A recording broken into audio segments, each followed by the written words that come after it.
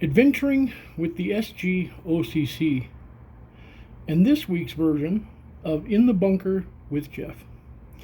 Today we have probably my favorite gun in the entire collection.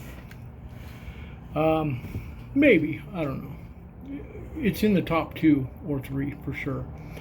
This is a Magnum Research BFR, which stands for, according to the company, biggest, finest revolver.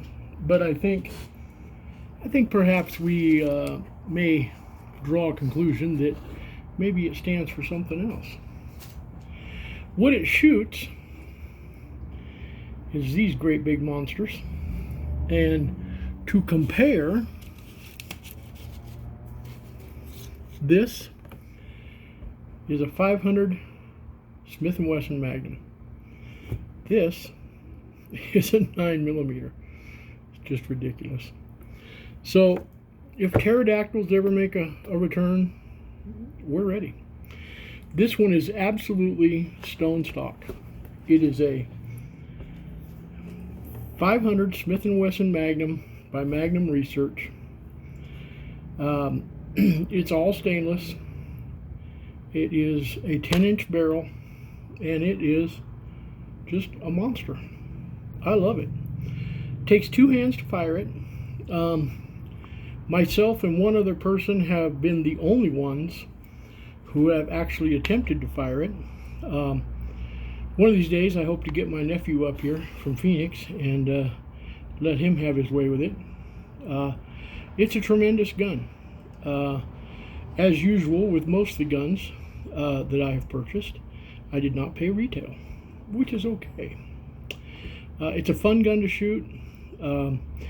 We have a video on our YouTube channel, Adventuring with the S.G.O.C.C, that shows me shooting this firearm for the first time. I didn't quite know what to make of it. I fired a 50 bolt-action rifle in 50 cal. It was not a Barrett. It was a single-action bolt-action. Can't remember the name of it. I ended up not buying it, even though I liked the way it shot, and it went a tremendous distance.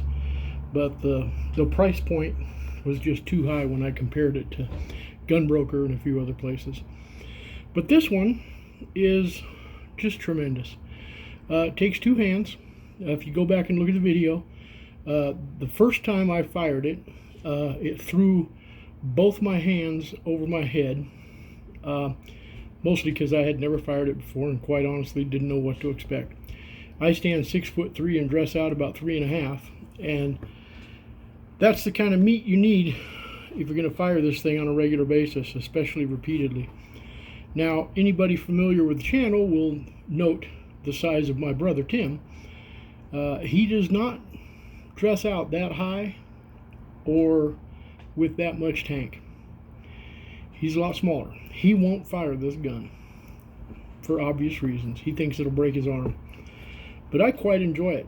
It's there's so much of it, it won't fit on the screen. Let me back up here.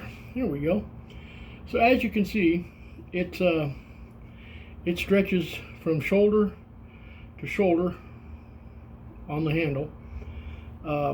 It's huge. You can tell when it's loaded because it is substantially heavier. Each one of these is quite heavy. When they're empty, and we do have some empties, we plan on reloading them.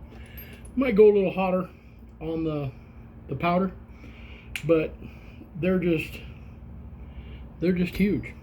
The cylinder just spins. It doesn't make any clicky noises or anything like my 357 does.